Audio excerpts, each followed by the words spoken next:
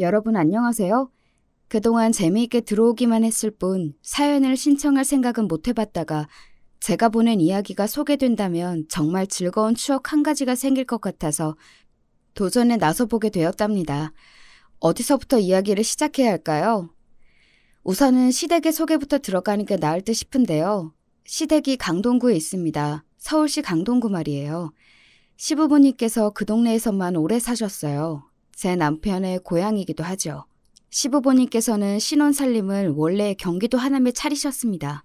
강동구 밑으로 서울을 빠져나와서 바로 있는 경기도 하남시요. 그곳에 있다가 강동구로 들어오셨으니 거의 비슷한 위치에서만 쭉 살아오신 셈이네요. 큰 아주버님은 하남에서 태어나셨고 작은 아주버님은 시어머니의 뱃속에서 서울로 올라오셨답니다. 그래서 작은 아주버님과 남편은 서울 강동구 출생이에요. 이렇게 총 3형제이고요. 강동 옆에 송파가 있어서 주로 강동 송파라고 묶어 불리우기도 하죠. 그리고 송파는 강남이나 마찬가지인 동네라고 그 주민들이 언제부터인가 그렇게 생각하고 홍보해온 동네이기도 합니다. 한강을 기준으로 서울의 위쪽은 강북, 아래쪽은 강남이라고 한다지만요. 실질적으로 사람들 입에서 강남이라고 불리는 건 강남구를 말하는 것임을 전 국민이 다 알 거예요. 그리고 강남구 바로 옆에 있는 서초구도 포함이고요.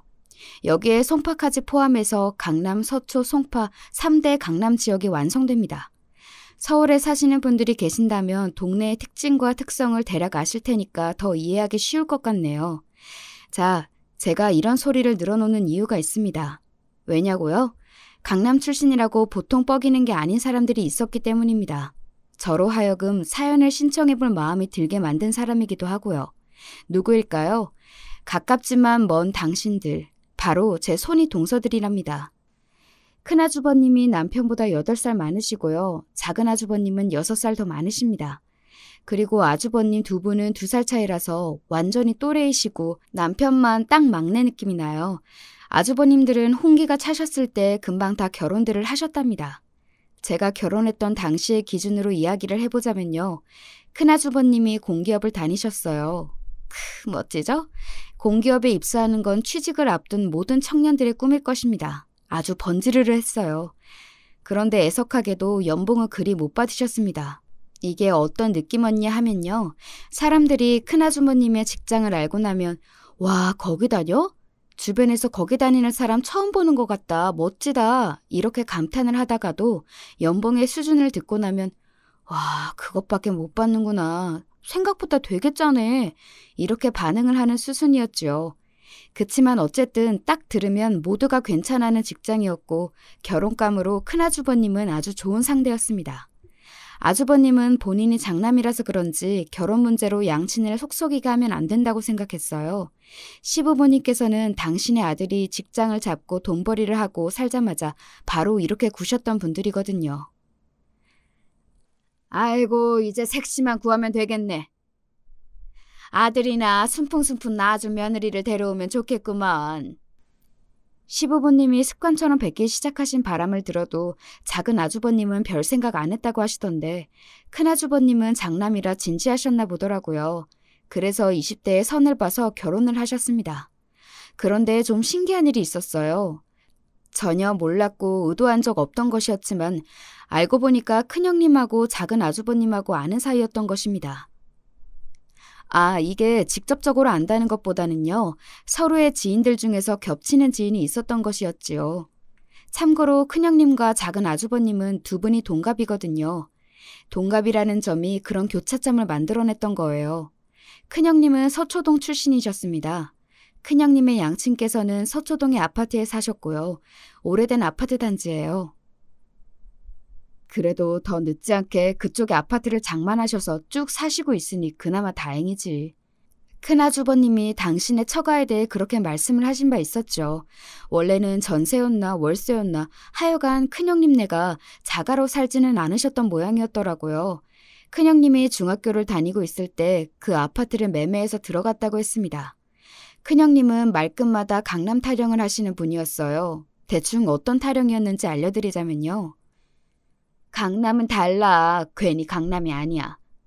일단 포문은 이런 식으로 여셨던 경우가 열에 9은 됐습니다. 강남이 뭐가 어떻게 다른지 아무도 물어보지 않아도 혼자서 대답을 이어가시는 것도 태반이었지요. 생활 수준이 다르고 사람들이 생각하는 게 다르지. 근데 그럴 수밖에 없어. 왜냐고? 매일 보고 듣는 동네 수준이 있으니까. 거기에 생각하는 게 자연스레 맞춰지게 되는 거야. 상향 평준화가 되는 거라고 보면 돼. 그러실 때마다 유독 얼마나 교양 넘치는 목소리로 그러시는지 내용을 빼고 말투만 듣자면 아나운서 같았습니다. 직업이 그쪽이신 건 전혀 아니었고요. 큰형님은 서울에 있는 4년제 대학을 나왔어요. 서울대학교라는 건 아닙니다. 그 급 말고 아래의 수준에 있는 대학인데요. 혹시나 대학 비하가 될까봐 정확한 대학명은 기재 안 할게요. 너무 보통인 대학을 나오셨다는 걸 두고 큰형님은 이렇게 변명을 하셨습니다. 아유, 내가 그때 헛바람이 잘못 들어서 집중을 못하는 바람에 대학 입시를 완전히 망쳤던 거였잖아. 생각을 잘못했던 거였지. 그래서 학벌 자랑은 못하셨어요. 강남 자랑만 하셨죠. 대신에 학구는 자랑하셨습니다. 그 유명한 입시과일 동네가 강남인 건 다들 아시죠? 강남 8학군 말이에요. 큰형님의 입에서 나오는 입시 전설, 대치동 학원가의 비밀 이런 걸 들을 때마다 저는 멀뚱하게 눈만 꿈뻑였습니다. 큰형님네가 자산가라든지 이런 건 아니었어요. 제가 보기에 큰형님 집안의 가장 큰 업적은 강남 살고 서초동에 아파트가 있다는 것이었습니다. 그런데 큰형님이 자꾸 강남 출신 타령을 하셔서 제가 너무 당혹스러웠던 그 시기에 남편한테 슬쩍 물어본 적이 있었어요. 근데 거기서 가족분들이 살고 계신 거 아니야? 서초동 아파트에. 그렇지. 그럼 소용없는 거 아니야? 뭐가? 아니, 그렇잖아. 서초동에 아파트가 있으면 뭐래? 비싸면 뭘 할 건데? 그걸 팔아야 돈이 생기는 거 아니야? 그 아파트를 팔아야 그 값어치에 돈이 들어오는 거잖아. 그렇지. 근데 아파트를 팔기 위해서는 그 집을 나가야 하잖아? 그럼 나가서 살 집을 또 구해야 하잖아. 서울 아파트 값은 계속 오르고 있는데 만만치 않게 돈을 줘야 하는 점은 똑같잖아. 그렇지. 그럼 대체 무슨 소용이야? 강남에 아파트 있다고 그렇게까지 떵떵거릴 일이 맞아? 내가 이런 쪽으로 머리가 안 돌아가서 잘 몰라서 오빠한테 지금 물어보는 거야.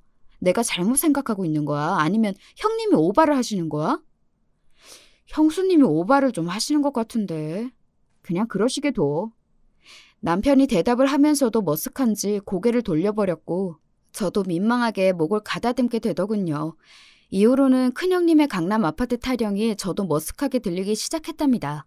실거주 목적으로 있는 그 아파트만 한 채 달랑 있다는 것을 큰형님도 내심 아쉬워하시는 모양이기는 했어요. 아니라면 큰아주버님이 이런 말씀을 하셨을 리가 없었죠. 진작에 투자 목적으로 하나 더 장만을 해두셨어야 했는데. 진작에 그렇게 하셨어야 했는데 지금에 와서는 좀 애매해졌지.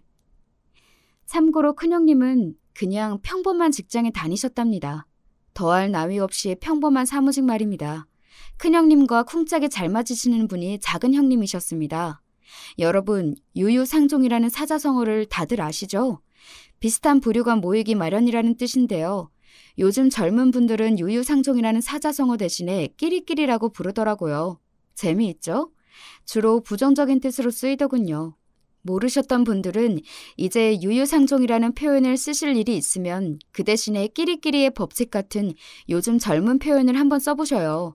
저는 이런 말을 배워서 쓸 때마다 제가 유행에 민감한 젊은 사람이 된 것 같아서 재미있더라고요. 아무튼 형님들은 끼리끼리였는데요. 작은 형님도 강남 출신이십니다. 강남구 개포동 출신이신데요. 아마 우리나라 사람들에게 강남구 개포동이라고 한다면 판자촌이라든지 재개발 분쟁이라든지 그런 뉴스로 익숙한 동네일 듯 싶네요. 작은 형님이 바로 그 개포동 출신이셨는데 결혼하시기 전에 그러니까 작은 아주버님하고 이제 막 연애를 하시던 때 양친께서 도곡동에 아파트 같은 빌라를 구입하셨어요. 도곡동은 강남구에서도 부촌이로 꼽히는 이미지를 갖고 있는 동네이지요. 그런데 아파트면 아파트고 빌라면 빌라지 아파트 같은 빌라는 뭐냐고요? 하지만 그 집을 빌라라고 하면 작은 형님이 발끈하셔서 별 수 없었습니다. 예를 들자면 이런 상황이었죠. 지인인지 친구인지 하는 상대하고 통화를 하시다가 그 집 이야기가 나온 모양이었어요. 전화를 끊자마자 분노로 몸을 떠시더군요. 그게 어딜 봐서 빌라야? 이 돌대가리 기집애가. 빌라하고 차이점을 모르는 거야? 아니면 일부러 이러나? 얄미워. 열받아. 한 번만 더 빌라라고 개소리를 하기만 해라. 내가 진짜 바로 찾아가서 머리끄댕이 잡아뜯는다. 그러니까 그 집을 빌라라고 하는 것은 금지였습니다. 하지만 그 집은 냉정하게 아파트가 아니었죠. 강남 타령에 일가견이 있으신 분이 또 집안에 계셨잖아요. 큰형님 말입니다. 그래서 작은 형님이 작은 아주버님하고 결혼하기로 땅땅 정해졌을 때 큰형님이 설렘 가득해서 그 집을 궁금해하신 거예요. 강남구 도곡동에 작은 아파트를 구입하셨다니 듣기만 해도 큰형님 입장에서는 너무 좋아 보이고 부러웠나 봐요. 그런데 직접 가보시니까 어리둥절하셨던 거죠. 설마 이 빌라는 아니겠지? 도착해서 그 집을 쳐다본 큰형님이 그런 소리를 뱉으셨고 그 옆에서 작은 형님이 발끈하셨습니다. 여기 맞아요. 여기가 저희 부모님이 이사 오신 곳이에요. 근데 빌라는 아니죠. 이게 어떻게 빌라예요? 그러자 큰형님이 당황해서 슬쩍 큰아주버님을 쳐다봤다고 하시더군요. 그때 작은 아주버님이 입을 여셨고요. 그럼 이게 어떻게 아파트야? 자기야 정신 차려. 아파트 몰라? 아파트? 아파트는 저렇게 높이 솟아있는 건물. 바로 저런 게 아파트야. 작은 아주버님이 손으로 저기 너머있는 아파트 건물을 가리키셨고 비싼 몸값을 자랑하는 유명 브랜드 아파트가 그 손끝에 자리한 것을 확인한 작은 형님은 더욱 화가 나셨지만 반박을 하실 수가 없었기 때문에 이런 절충안을 제시하셨던 것입니다. 빌라형 아파트야. 아니지. 아파트형 빌라? 그런 거 있잖아. 그런 거야, 이 집은. 알겠어? 그때 큰아주버님이 조용한 목소리로 빌라트라는 단어를 내뱉으셨고 그걸 들으신 작은 형님은 바로 그거라고 화답하시면서 웃으셨습니다. 그 후로 그 집은 아파트 같은 빌라가 되었고 전문용어로는 빌라트가 되었습니다. 작은 형님이 원래 개포동 출신이잖아요. 그래서 개포동에 오래된 작은 주택이 하나 있고요. 그 외에 이제 도곡동에 아파트 같은 빌라 한 채가 생기게 된 것이었답니다. 이것만 봐도 느낌이 어딘가 큰형님하고 비슷하지 않나요? 결이라는 게 비슷했죠. 두 분이 끼리끼리인 것은 이유가 다 있었습니다. 큰형님하고 작은 아주버님하고 알고 보니까 겹치는 지인이 있는 사이였다고 했잖아요. 그래서 별로 결혼 생각이 급하지 않았던 작은 아주버님한테도 여자를 만나보라고 소개가 좀 들어왔던 것입니다. 지인들이 너는 결혼 안 하냐, 너는 누구 안 만나냐 이랬던 거예요. 지인들의 부추김을 받고 나서 작은 아주버님의 마음이 흔들렸고 누구라도 괜찮은 상대가 있으면 얼른 만나볼 의욕이 생기셨던 것입니다. 그러던 와중에 큰형님이 지인을 통해서 누군가를 만나게 됐던 것이죠. 내가 이번에 많이 친해진 동생이 있는데 너무 괜찮은 것 같아. 특히 너랑 잘 맞을 것 같던데? 인사시켜줄 테니까 언제 한번 같이 얼굴 볼래? 큰형님이 그렇게 해서 지인의 친한 동생을 만나게 되었고요. 이 친한 동생이라는 인물을 그 다음에 큰형님이 작은 아주버님한테 연결을 시켜줬어요. 소개를 해준 것이었죠. 이게 바로 작은 아주버님 부부의 결혼 전말입니다. 그러니까 당연히 형님들이 끼리끼리일 수밖에 없었던 것이죠. 작은 아주버님은 그때 장사를 하고 계셨어요. 강동구에 오래된 번화가 골목이 있는데요. 그곳에서 아는 형이 장사를 시작한 걸 도와주다가 그게 잘 맞아서 2호점을 낼 때 작은 아주버님이 운영을 직접 하게 됐습니다. 장사가 제법 잘 됐고요. 그래서 작은 형님의 가족들이 마음에 들어했다고 해요. 이런 거 저런 거 따지면 뭐래. 결국은 돈이 최고야. 넥타이하고 사무실에 폼내면서 앉아있어도 돈을 별로 못 벌면 그건 소용도 없는 거야. 다달이 돈을 좀 버는 모양인데 사윗감으로 아주 찬성이다. 마음에 쏙 들어. 가족들이 나서서 찬성을 하는 데다가 큰형님하고 쿵짝이 대체로 잘 맞았기 때문에 작은 형님 입장에서는 결혼을 마다할 이유가 없었을 것입니다. 작은 형님은 스스로를 강남 8학군의 치열한 입시 전쟁터 그 한복판에 있는 대단한 인물이라고 하셨습니다. 학원에서 일을 하셨죠. 학생들을 가르쳤냐고요? 아니요. 저도 처음에는 하도 강남 8학군의 치열한 하루하루가 장난이 아니라고 작은 형님이 그러셔서 가르치는 일을 하시는 줄 알았는데 전혀 아니었고요. 강남의 어느 학원에서 데스크 보는 일을 하셨습니다. 뭔지 예상이 가시죠? 빌딩에 들어가면 안내 데스크가 있는 것처럼요. 학원에도 있잖아요. 작은 형님이 그 일을 하셨어요. 주로 맡으신 업무는 잡다한 서류를 관리하시면서 새로 등록하겠다고 찾아오는 학생이나 학부모가 있으면 그걸 전문적으로 상담해주고 계획을 같이 세우는 담당자한테 인도하는 일을 하셨습니다. 조직에서 누군가 한 명쯤은 반드시 다양한 잡입을 해야 하는 법이잖아요. 작은 형님이 그 학원에서는 그 역할이셨던 것이죠.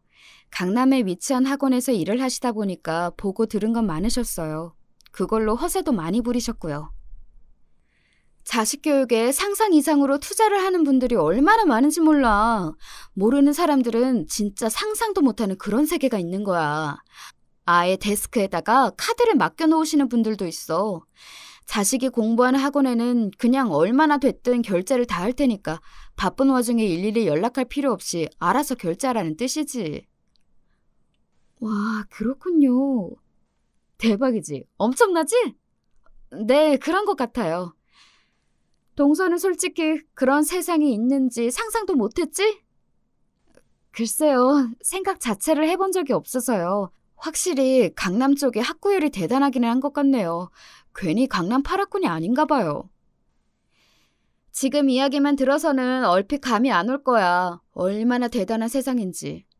강남 쪽은 사는 모양 자체가 달라. 공부하는 모습도 다르고 목표도 남달라. 괜히 무리를 해가면서도 자식을 강남 쪽으로 보내서 공부시키려고 하는 부모들이 있는 게 아니야. 그렇게 해야 조금이라도 자식에게 다른 인생을 맛보여줄 수 있으니까 그렇게 하는 거지. 와, 그런 거였군요. 그래. 이게 바로 강남이야. 솔직히 듣는 제 입장에서는 그래서 대체 뭘 어쩌라는 건가 싶어서 작은 형님이 강남의 입시 전쟁에 대해 이야기를 하실 때마다 어떻게 반응해 드려야 할지 보통 난감한 게 아니었습니다. 성공한 부자들이 가득한 강남이기 때문에 더 큰 성공을 위해 자식 교육에도 아낌없는 투자를 한다는 이야기. 네, 멋지죠. 이상적이죠. 그런데 문제는 제가 그런 세상의 이야기에 별로 감흥이 없다는 것에 있었습니다. 제가 멋쩍은 미소를 짓는 걸 두고 작은 형님은 강남의 세상 같은 건 제가 감히 범접할 수도 없고 넘볼 수도 없기 때문에 아무 의혹 없이 반응하는 거라고 보신 모양이었어요. 마치 저에겐 놀라운 세상의 단면을 알려주시겠다는 듯 격양된 목소리로 말을 이어가시기도 하였지요. 국내에 쓰는 사람이 얼마 없다는 발급이 가장 까다로운 신용카드를 갖고 계신 분들을 나는 종종 보고 있어. 그 카드를 받아서 내가 직접 결제를 몇 번 해봤지. 강남의 학원에 있다 보면 그런 건 그냥 일상이야. 선물도 자주 들어오는데 영국의 고급 홍차? 홍콩의 유명한 수제 쿠키? 미국에서 최고로 인기가 많은 초콜릿?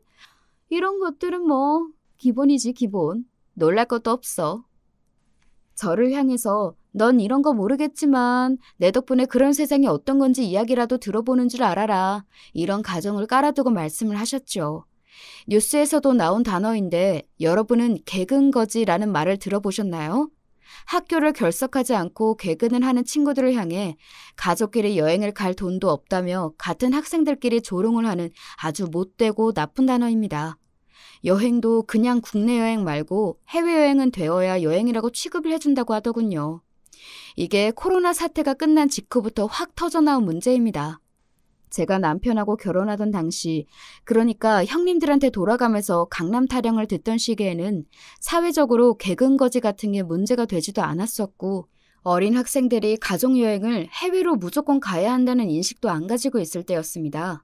그런 때였기 때문에 강남에 사는 애들은 해외여행을 기본으로 간다는 걸 작은 형님이 강조하면서 으스대졌던 것이겠지요. 강남 애들은 영어도 간단한 회화는 기본으로 다 한다고 그랬고요. 한마디로 강남은 차원이 다르다는 것이 요점이었습니다. 저보고 비행기를 몇 번 타보았냐고, 외국에 몇 번 가봤냐고 그런 걸 물어보셨을 때 제가 어색한 입맛을 다셨죠.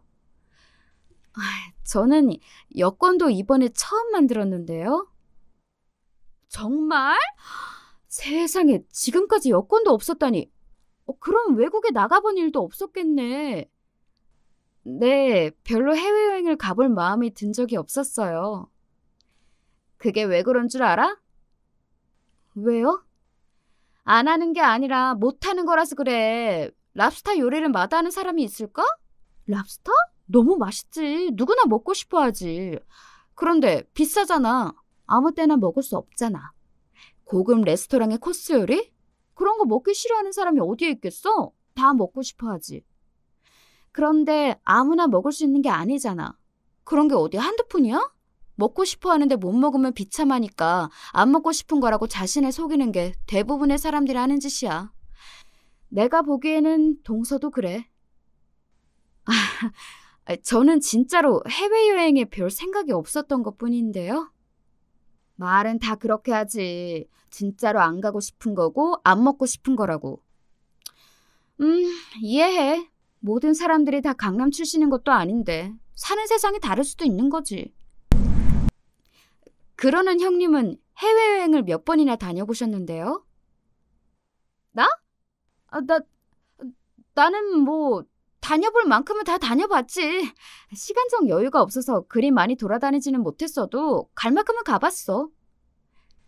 정작 어디를 어떻게 다녀오셨는지는 말씀을 안 하시며 황급히 대화 주제를 돌리시던 작은 형님의 모습에 저는 속으로 한숨만 나왔습니다. 작은 형님은 큰 형님하고 비슷한 수준의 대학을 나오셨어요. 강남 8학군이니 입시 전쟁이니 이런 소리를 늘어놓으시는 분 치고는 학벌이 꽤 소박하신 편이죠. 그런데 작은 형님의 친동생은 고려대학교를 나왔거든요. 내 동생은 미국을 갔어야 됐어. 충분히 아이비리그에 입성할 수 있었는데도 자기 복을 발로 걷어차더라. 숙기가 없는 게 죄지 죄야. 아휴 답답해. 그래서 그런지 당신의 친전 동생 이야기를 그런 식으로 자주 하셨는데 가만히 뉘앙스를 들어보면 답답한 푸념이 아니라 은근한 자랑에 가까웠습니다. 본인의 부족한 학벌을 친정 동생의 학벌로 땜빵을 하시는 듯 보였어요.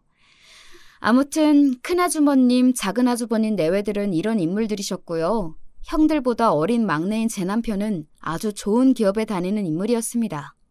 대략 어떤 규모인지 어떤 지역에 있는지 말하면 단번에 특정이 되는 기업이었고요. 한마디로 막내가 형들보다 직업을 잘 얻었어요. 취업을 잘했습니다. 당연히 대학도 잘 나왔고요. 그렇다고 외모가 빠지는가 하면 그렇지도 않았습니다.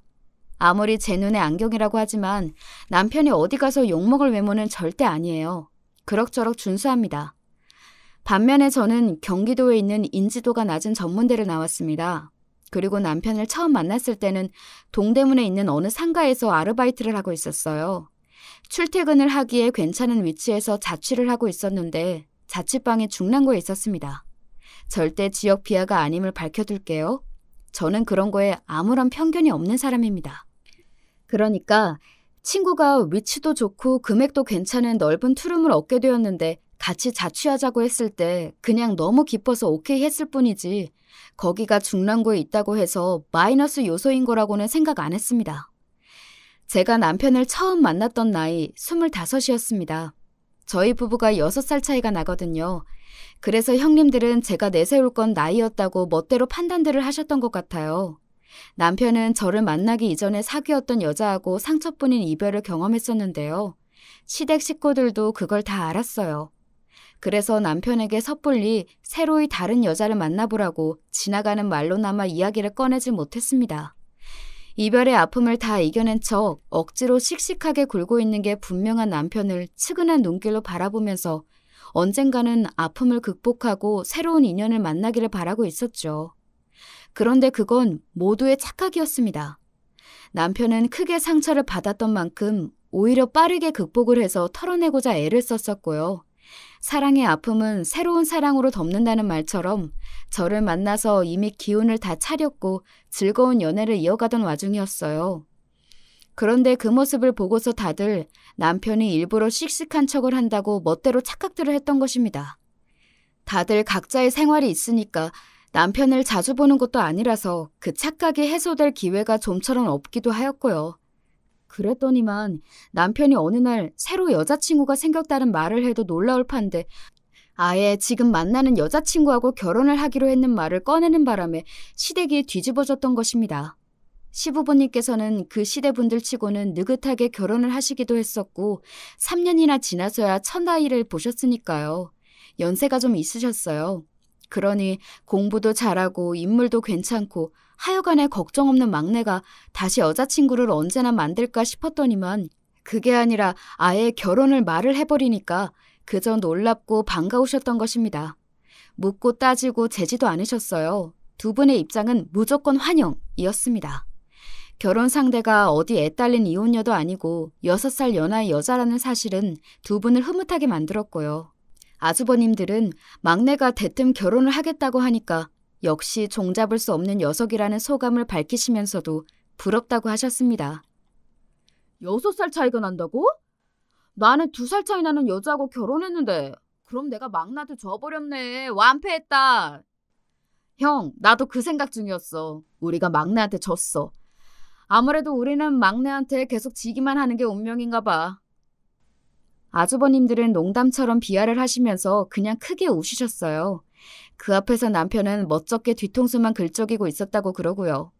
질투가 나면 난다고 솔직하게 어린 동생 앞에서 그렇게 밝히시는 아주버님들을 보면 형제가 살갑고 친근하지는 않아도 오해가 있다는 것을 알 수 있었죠. 하지만 이 모습을 지켜보시던 형님들의 눈에서는 강렬히 불꽃이 튀고 있었던 것입니다. 참나 기가 막혀. 6살 어린 게 뭐 대수라고? 그게 뭐 어쨌다는 거야? 남자들이란 저래서 안 돼. 그치 동서? 아우, 당연하죠 형님. 남자들이 저래서 안 된다는 거예요. 남자는 나이를 먹어도 애라는 소리가 있는 게 저렇게 생각하는 수준이 단순하고 1차원적이라서 그런 것 같지 않아요? 도련님이 결혼하신다는 그 여자친구가 이제 26이라고요? 어리긴 하지만 입이 벌어질 만큼 어린 것도 아닌데 뭐 그렇게 나이 가지고 호들갑인지. 나이 말고는 내세울 게 없어서 그런 건가 싶기도 하네요. 나도 그런 생각이 들더라. 아까 언뜻 듣기로는 변변한 직장도 없고 무슨 아르바이트 같은 거를 하는 여자라고 그러지 않았어? 26이면 취업해서 한창 직장 생활을 시작할 때인데 뭔 아르바이트야? 혹시 졸업을 늦게 했나?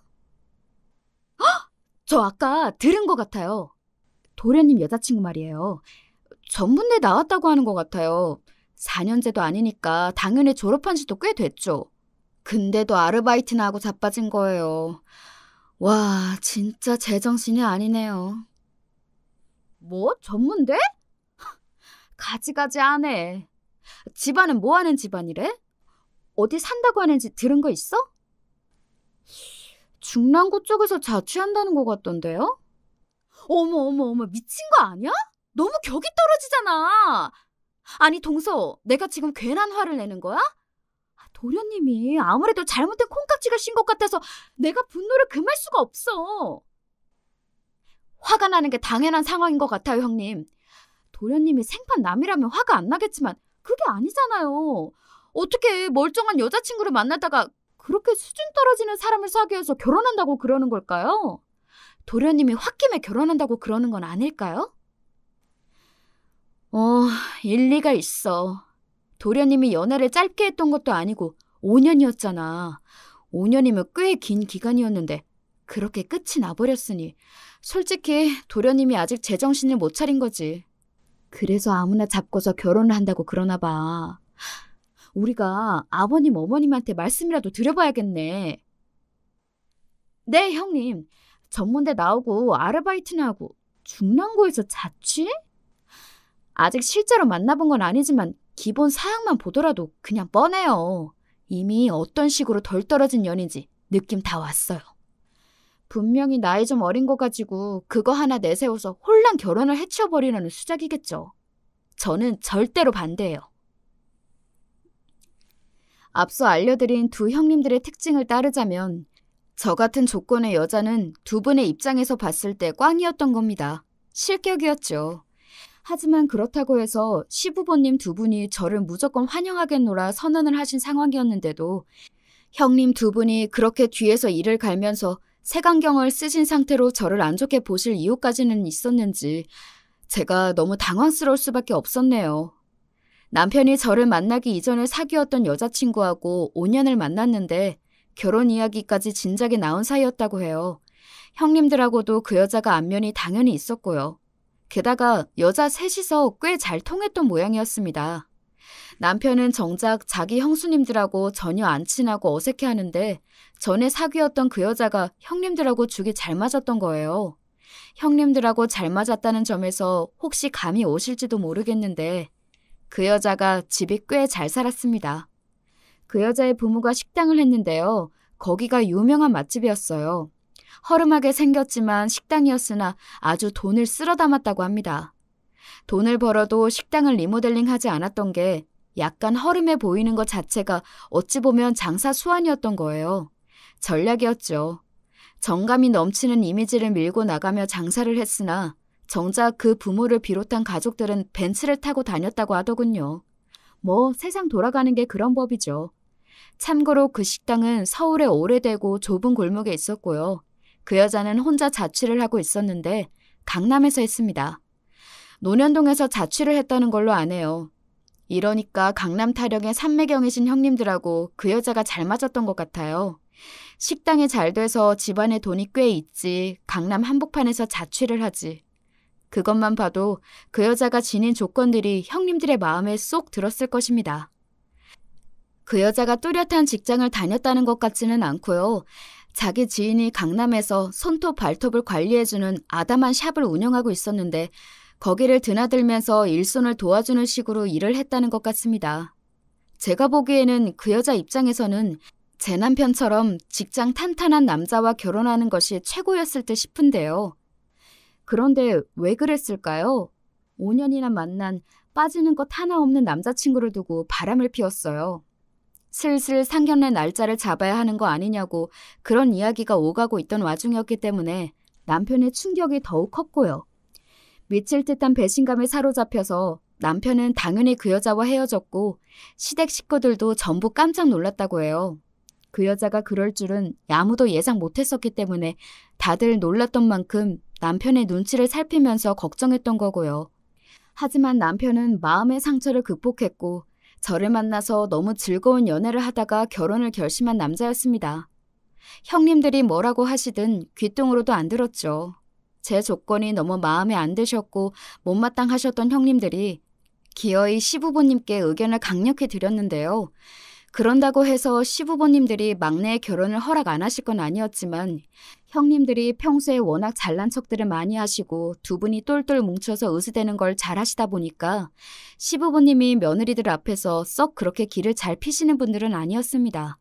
그래서 형님들 앞에서 차마 너희가 뭔 상관이냐 이렇게는 못하시겠으니까 자식 이기는 부모 없다는 표현을 방패로 삼으시면서 오로지 남편의 뜻에 따라 결정을 하실 뿐이라고 그러셨어요.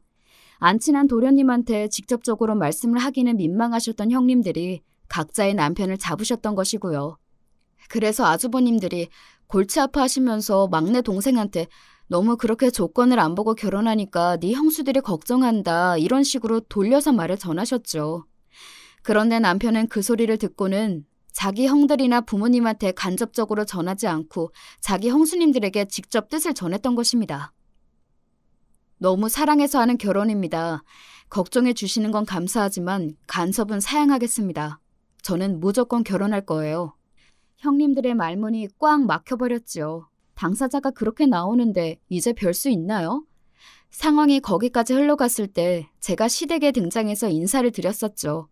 시부모님께서는 그저 결혼해서 예쁘게만 잘 살면서 아이나 잘 낳아서 키우라고 딱 그런 말씀만 해주셨고요. 정감 넘치는 분위기라서 좋았어요. 그런데 형님들이 여자들끼리 따로 보자면서 얼마 뒤에 자리를 마련해 주셨던 겁니다. 제가 사양할 게 어디 있나요? 즐겁게 자리에 나갔죠. 그랬더니 저보고 학생들도 창피해서 안 하고 다닐 것 같은 그 가방은 뭐냐고 그러셨어요. 그때 제가 천으로 된 가방을 가지고 나갔거든요. 아, 이거요? 제 친구가 직접 만들어준 거예요. 취미로 이런 거 만드는 애거든요. 저는 비싼 거, 브랜드인 거 그런 거 별로 안 따져서 가방은 편하고 튼튼하기만 하면 된다고 생각해요. 제가 웃으면서 말씀을 드렸더니 형님들은 어처구니 없다는 듯 표정을 지으셨어요. 작은 형님이 한숨처럼 중얼거리셨죠. 자기가 들잠이 캔디인 줄 아는 거야? 대체 뭐야? 아무래도 저를 역경의 피어난 가운데에서도 꿋꿋하게 나아가는 컨셉을 지닌 사람이라고 보신 모양이었습니다.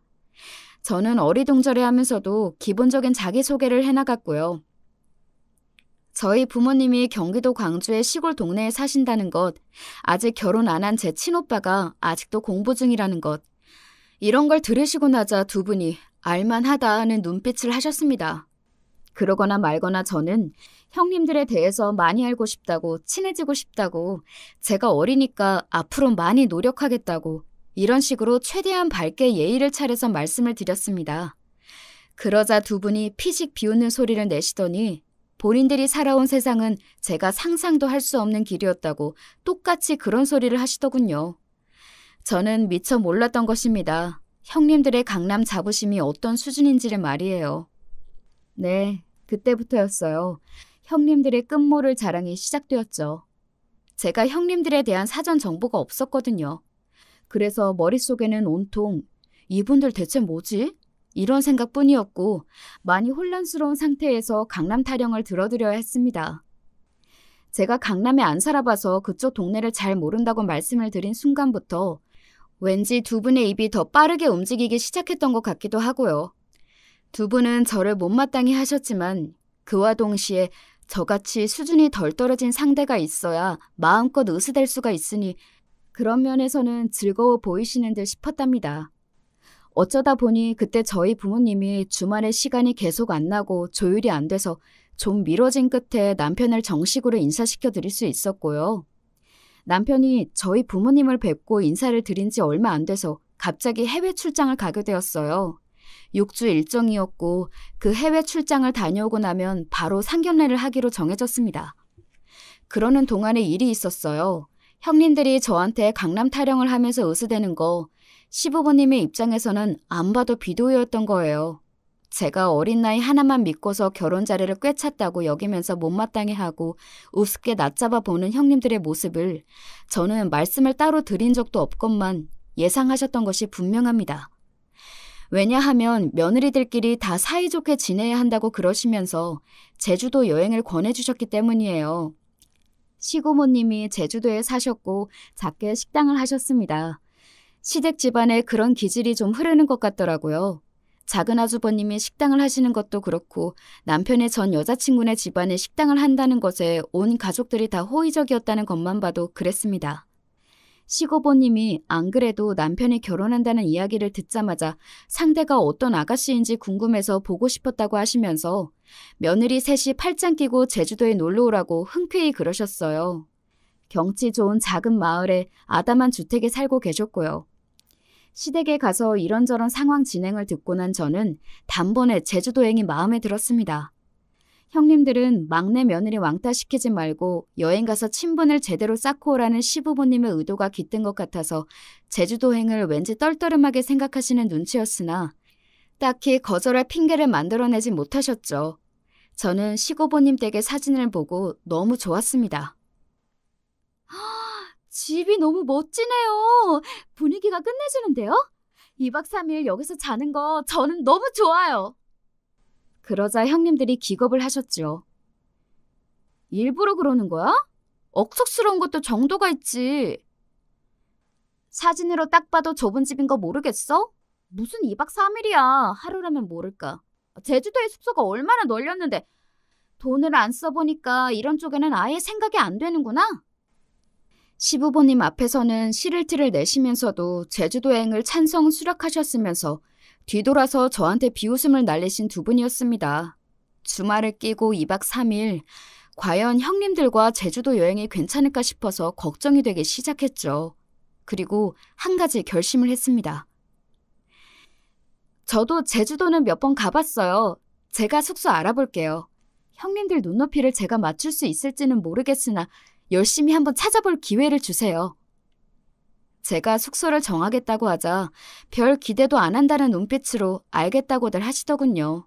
그리고 저는 어떤 숙소 한 곳을 찾아서 형님들께 보여드렸고요. 여기는 요새 한창 인기를 끌고 있다는 거기 아닌가? 주말에 여기는 좀 비쌀 텐데? 좀 놀라신 듯 중얼거리던 두 분에게 제가 너무 고급인 곳이라 안 되냐고 하니까 펄쩍 뛰셨습니다. 당연히 된다고 외치셨죠. 그래서 잠은 그 숙소에서 자는 걸로 결정했습니다. 그리고 2주 뒤 금요일 저녁에 그 제주도 숙소로 저희 셋이 들어섰습니다. 공항에서부터 북색통이라 정신이 없었던 게 싹 풀린다고 하시면서 형님들의 안색이 환해졌어요. 로비부터 세련되고 감각적이고 근사한 곳이었거든요. 제가 뿌듯한 웃음을 짓고 있었는데 그런 저를 본 작은 형님이 이런 소리를 하셨습니다. 우리 동서는 형편이 그래가지고 이런 호텔에서 자본 적도 없겠다. 그러자 옆에서 큰형님이 맞장구를 치시며 피식 웃었고요. 하지만 저의 발언에 그 웃음은 사라져갔습니다. 오늘 잡으면 되죠. 1인 1실로 예약해놨어요. 뭐? 그냥 1실로 했어야지. 방 1개에 2인용 큰 침대 하나, 1인용 작은 침대 하나 놓고 자는 게 기본인 거 몰라? 그런 것도 모르고 무작정 예약한 거야? 왜 안 돼요? 강남 출신 형님들이 계셔서 저는 무서운 게 없어요. 무서운 게 없는 게 아니라 개념이 없는 거겠지. 미쳤나봐 진짜. 큰형님이 기함을 하셨고 작은 형님도 뒷목을 잡으실 기세였어요. 그때 체크인을 도와주려던 직원이 어딘가를 보고서는 깍듯하게 인사를 하였습니다. 대표님 나오셨습니까? 그러자 형님들이 저 때문에 환장하시던 것도 있고 가까이 다가온 정장 차림의 신사분을 히끌거리며 여기 호텔 대표이신가 봐 이렇게 속닥거렸어요. 저는 크게 외쳤죠. 아빠!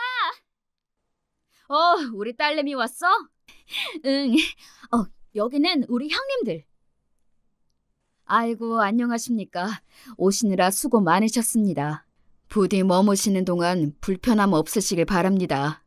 형님들이 저희 아빠를 향해 엉겁결에 꾸벅 인사를 하곤 기절할 듯이 놀란 표정으로 저를 쳐다봤습니다. 그래야 할 텐데 걱정이야.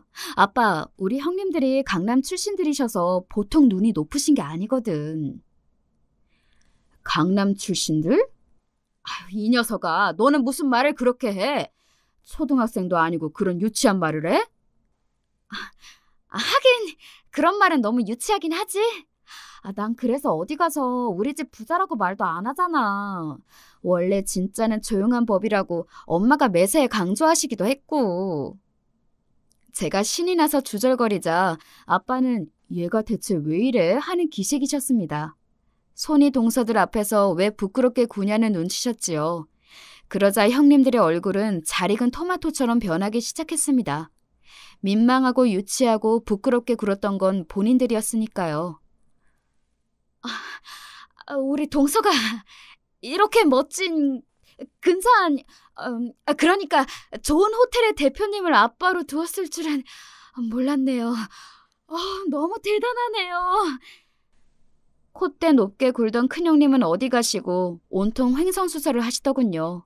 작은 형님은 아예 울 기세였습니다. 한 대 툭 치면 울음 터뜨릴 것 같은 얼굴이 되셨더라고요. 배정받은 방으로 올라가서 근사한 내부를 확인하신 형님들은 두 분 다 의자에 털썩 앉으셨습니다. 힘이 빠지신 모양이었죠. 저에게 설명을 요구하시는 눈빛이길래 말씀을 다 드렸어요. 제 나이가 몇인데 부모님이 벌써 시골 사시겠어요? 전원주택 크게 짓고 싶으셔서 3년 전에 경기도 광주로 가신 거예요.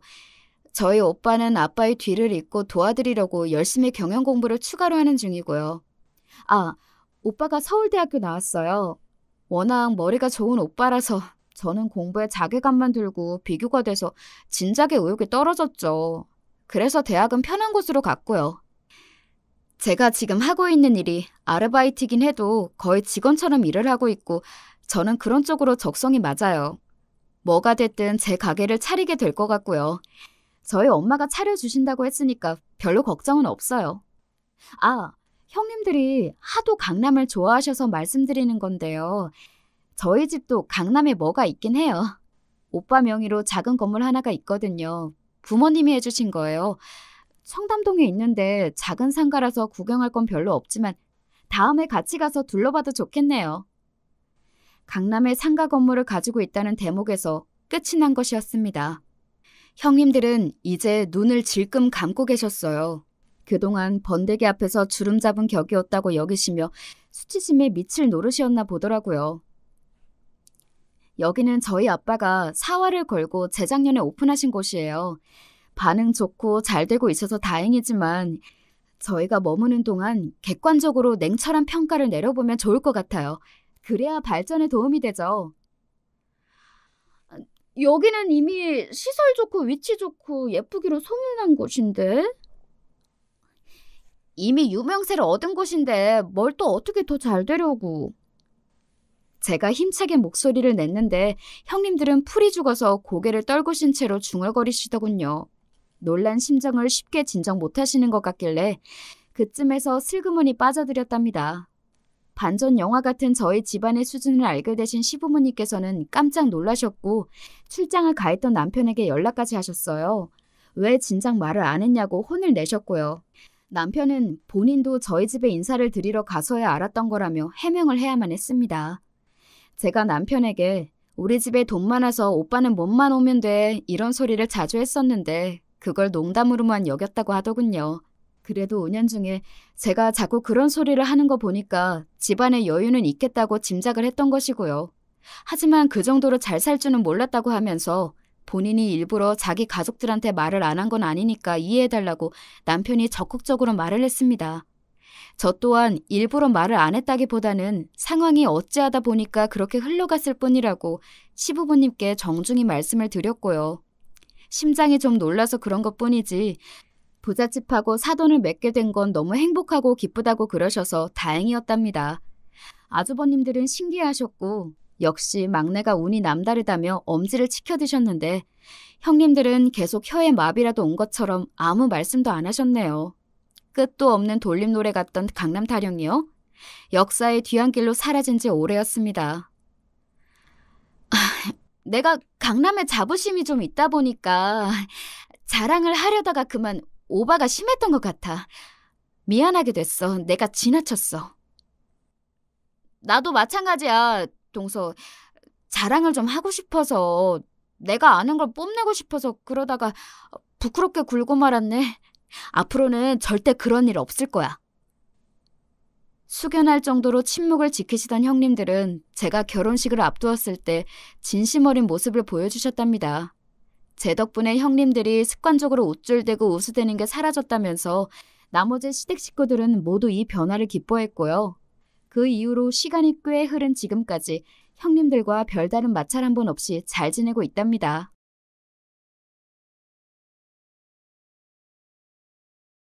안녕하십니까. 저도 이런 곳에 제 얘기를 해보는 날이 오네요. 사실 제가 글보단 말이 편한 사람인데 이렇게 쓰긴 서툴러서 집사람 도움을 받아 적어봅니다. 저는 서울에 살고 있는 50대 남성입니다. 왠지 이걸 콕 짚고 넘어가야 할 것 같아 말해봤네요. 제 또래분들부터 그 윗분들까지 아마 많은 연령대 분들이 여기 듣고 계실 것 같은데요. 저는 아주 멀디 먼 지방에서 살다가 서울에 올라온 사람입니다. 본래 살던 고향에선 절 포함 6남매가 있고 남자라곤 저와 형 둘뿐이에요.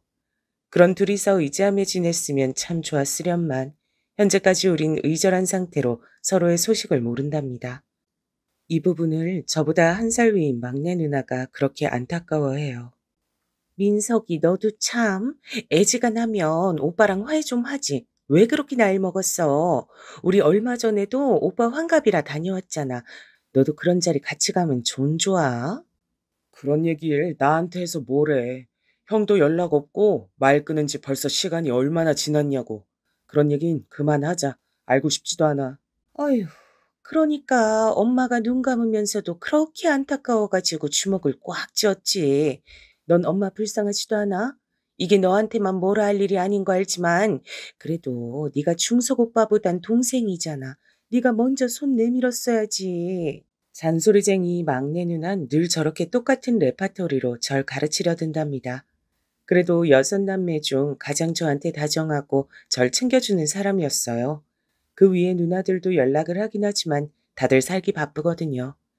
제가 한창 형과 사이가 좋았을 때에는 아마 15살? 그러니까 중학교 2학년쯤 되었을 거예요. 형은 저보다 나이가 4살이 많았어요. 그래도 그땐 형제들끼리 낭만이란 게 있었는데 중간에 정환이란 놈이 끼어들면서 상황이 잘못 가게 됐어요. 준석이 형, 저도 형 따라다니면서 무서운 형들이랑 친해질래요. 좀 소개시켜주면 안 되나요? 이렇게 말하는 정환이란 놈은 원래 공부도 잘하고 머리가 비상하던 녀석이었어요. 단지 집이 저희처럼 찢어지게 가난한 거로 가끔씩 딴 길로 빠지곤 했는데요. 당시 저희 형은 동네에서 유명하고 다들 알아주는 멋쟁이에 싸움도 잘했거든요.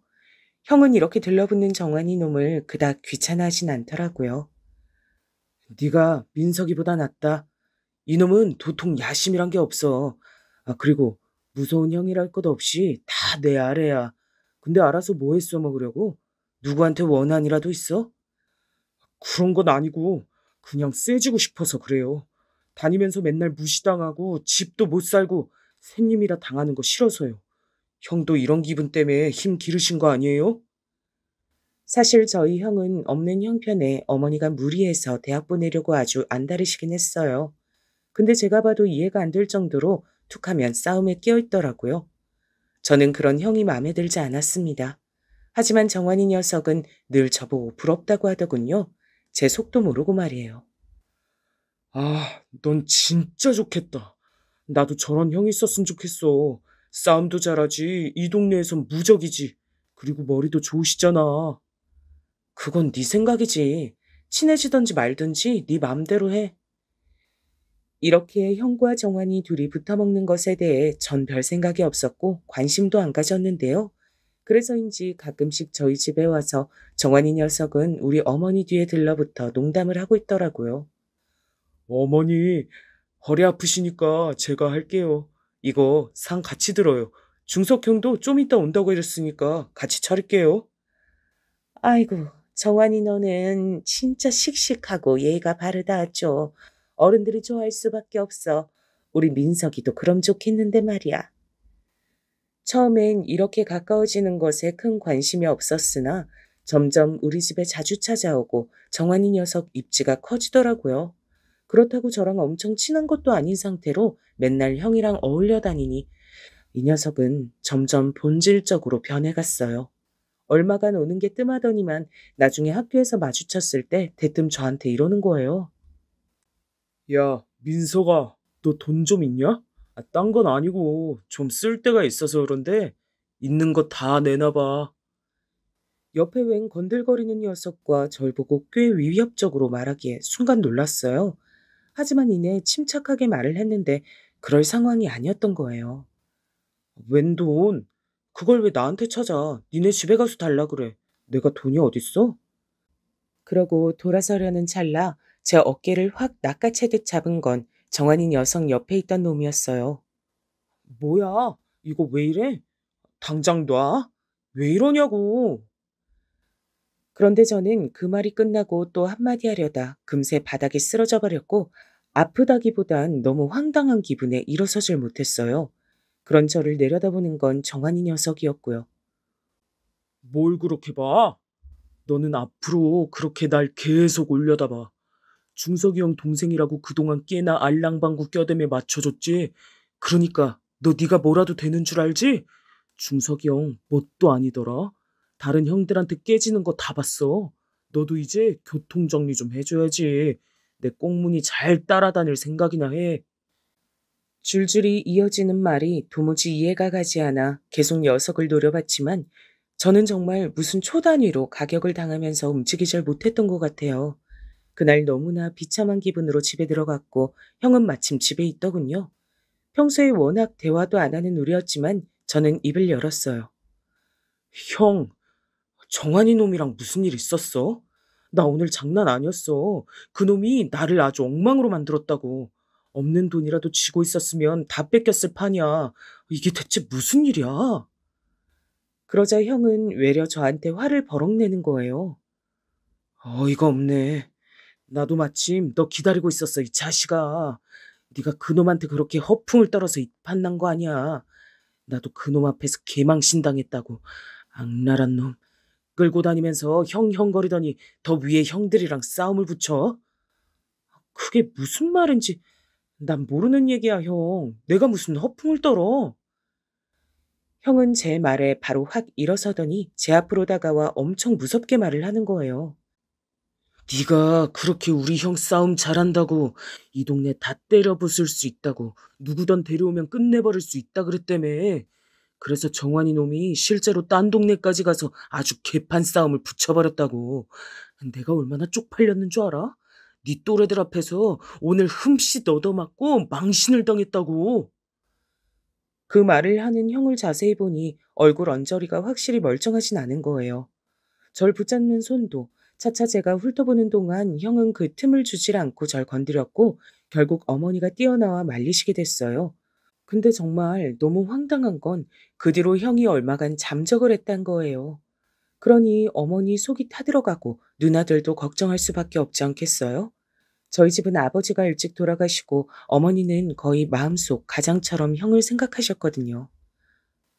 충석이 전에 누가 어디 버스터미널에서 봤다고도 하고 무슨 수로 어떻게 찾아오냐. 아우, 우리 장남.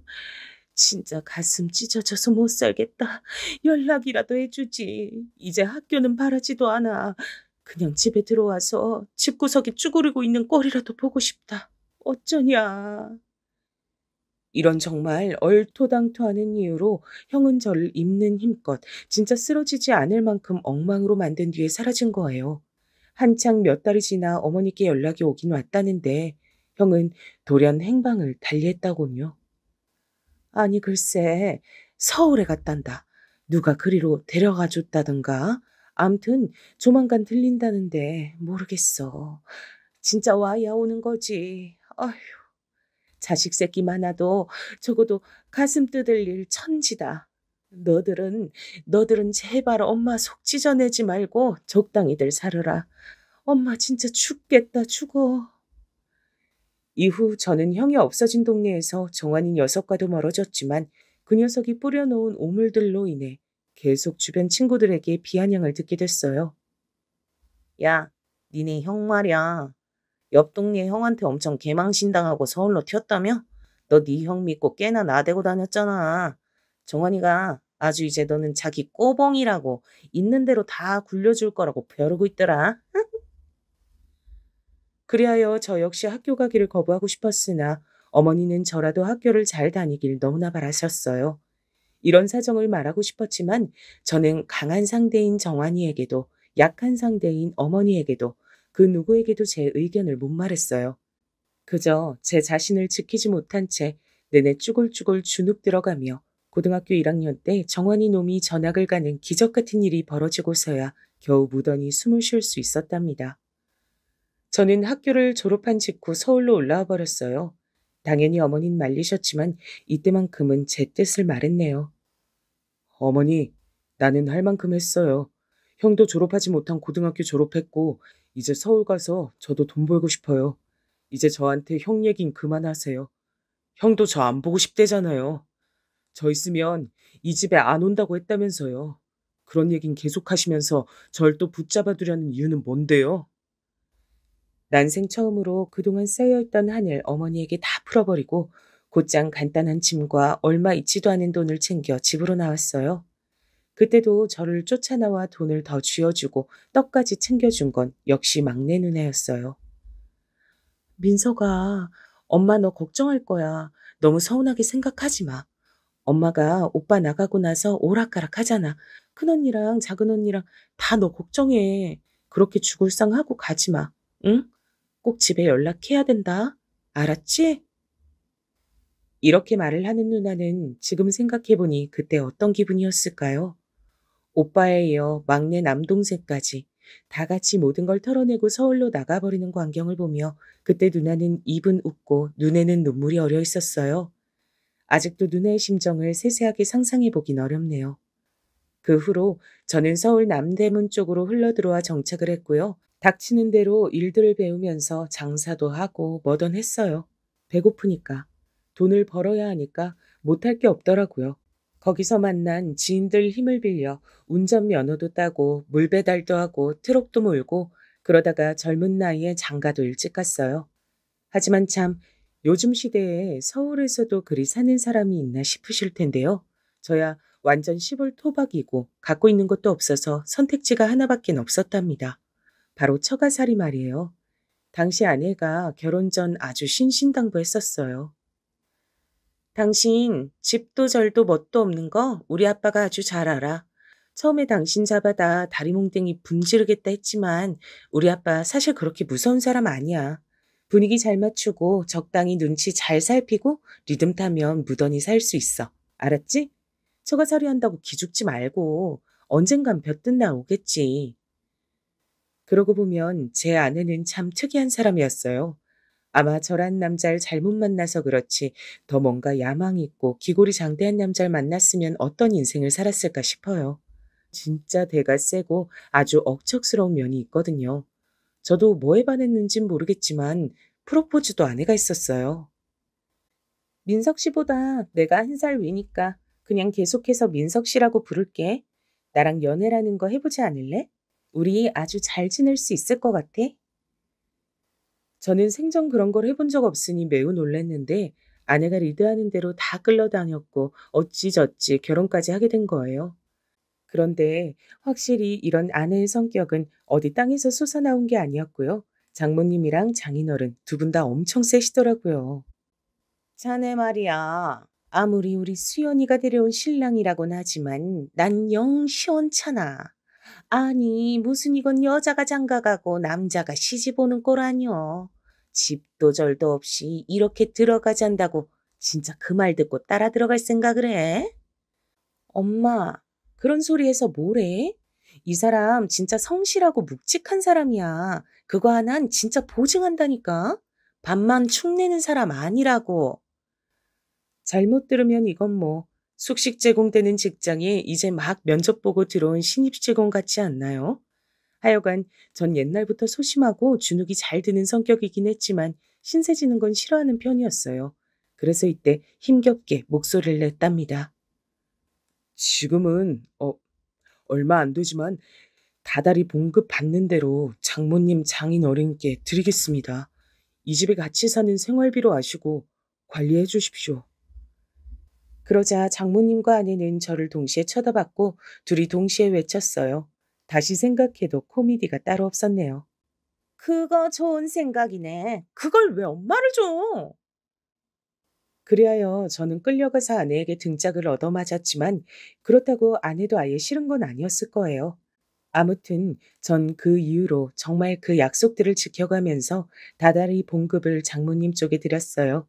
장모님은 그때마다 장부를 펴시고 날짜를 적고 금액과 제 이름 그리고 장모님 성함을 적어가며 사인을 하셨답니다. 이건 내가 기억해 두려고 하는 거니까 수연이 저가 시내같이 서방 등골 빼먹었다고 나 쥐잡듯 잡을까 봐 해두는 거야. 암튼 그리 알고 있어. 우리도 허투루 쓰진 않을 테니까. 생각해보면 제가 이렇게 꼬박 드렸던 이유는 20대 중반에 장가가서 들어갔던 처갓집은 의외로 제가 지내기에 그렇게 척박한 환경은 아니었거든요. 전 아직도 장모님이 불편하고 어렵습니다마는 그래도 뭐랄까 제 본가보단 분위기가 훨씬 나았어요.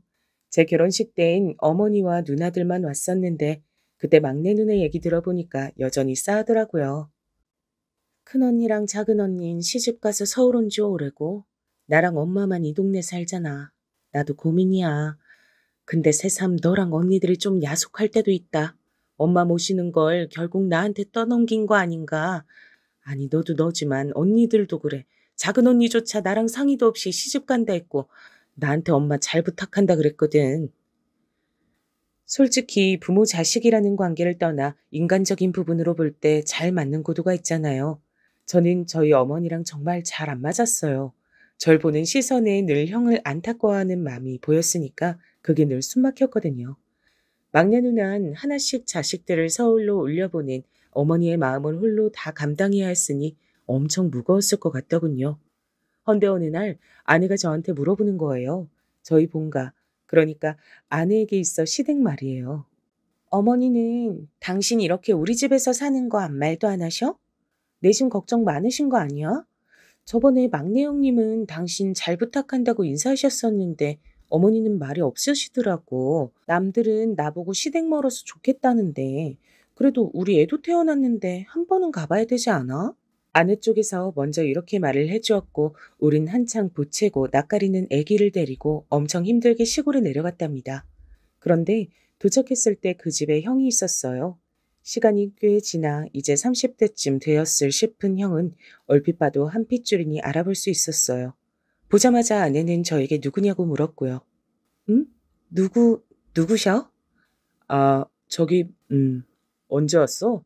여기 어머니 뵈러 왔나 보네. 저는 아내의 물음에도 누군지 알려주지 않고 그냥 곧장 형에게 어색하게 말을 걸었어요. 형이랍시고 다정하게 소개해줄 사이도 아니고 형에게도 제 입장을 뚜렷하게 알리고 싶지 않더라고요. 그런데 형은 저를 힐끔 보더니 다시 딴 데를 보더군요. 순간적으로 저는 속에서 꿈틀거리며 옛날 기억이 떠올라 그 무섭고 어두웠던 상황들이며 상처로 찌릿하게 아팠던 감각들이 되살아났어요. 그래서 그냥 아내를 불러 안으로 들어가 어머니께 인사를 했고요. 그리고 여기서야 아내는 저 밖에 있는 외딴 남자가 자기 남편의 형이란 걸 알게 되었고요. 네 형 거실에 있잖냐? 인사는 하고 들어왔어? 어떻게 둘이 이렇게 날짜를 달리해서 왔냐? 온 김에 둘이 얘기도 좀 하고 두런두런 이따가 좀 가라. 어머니, 그 얘긴 됐고요. 여기 우리 애기 데려왔어요. 애 좀 봐요. 아들을 낳았다고요. 이름은 태우예요. 이제 막 잠들어서 겨우 데리고 들어온 거예요. 전 애써 화제를 돌렸지만 저는 이때 어머니께 몹시 큰 실망을 느꼈어요. 막내 아들이 낳아온 손주를 보고 놀라 볼을 만지작거리면서도 어머니 마음엔 오직 한 사람밖에 없더군요. 그래, 요 볼때기 좀 봐라. 귀엽구나. 근데 너 아직도 네 형이랑 그러고 있냐? 가서 형 좀 보고 좀 같이 들어오라 그래라. 형은 아직도 장가를 안 갔디야. 지 밑에 여동생들이며 민석이 너며 이렇게 자식들 나온 거 알아야지. 저는 알 수 없는 역겨움이랄까 구역질 같은 분노가 갑자기 확 올라와서 기껏 애를 그 고생에서 재워놓고 제 목소리로 깨우고 말았네요. 어머니 난중에 형밖에 없어요? 그놈의 형, 그놈의 우리 중석이, 우리 장남. 아니, 대체 나보고 어쩌란 건데요? 난 어머니 자식도 아니야? 내가 어떻게 사는지, 서울에서 뭘 해서 장가를 갔는지, 자식 새끼는 어떻게 나와왔고, 이름은 왜 이렇게 졌는지, 지금 뭐 해서 벌어먹고 사는지 아무것도 안 궁금해요? 이때 아내는 잽싸게 제 팔을 세게 잡았고 숨을 훅훅 몰아쉬면서 그만하라고 막더군요. 하지만요, 참 원망스럽고 애타는 건 말이죠. 이런 생각을 하면 안 되는 거 알아요. 절대로 그러면 안 되는 거 아는데 가끔 부모란 참 잔인한 것 같아요. 정말 눈 깜짝 안 하고 부모라는 입지 안에서 낳아주고 키워줬다는 그 애잔한 끈을 들어 자식이 알아서 존경할 기회를 주지 않고 그냥 감정적으로 이용하는 느낌이 들 때가 있어요. 제가 너무 과민한 건지 모르겠지만 우리 어머니는 그때 치매에 걸리신 것도 아니고 넋을 놓으신 것도 아니고 아주 건강하신 때였거든요. 그런데도 제 말을 귓등으로 들으시는 거예요. 한 번쯤 당황하고 정색을 한다든지 화를 낸다든지 아니면 미안해할 법도 하지 않나요? 어머니는 몇십 년을 그렇게 가슴에 큰아들을 품고 짝사랑을 해와서 그런지 절대 변하질 않으시는 거예요.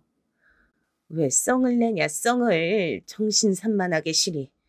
아이고 나 살기도 바쁘고 복잡시러 죽겠다.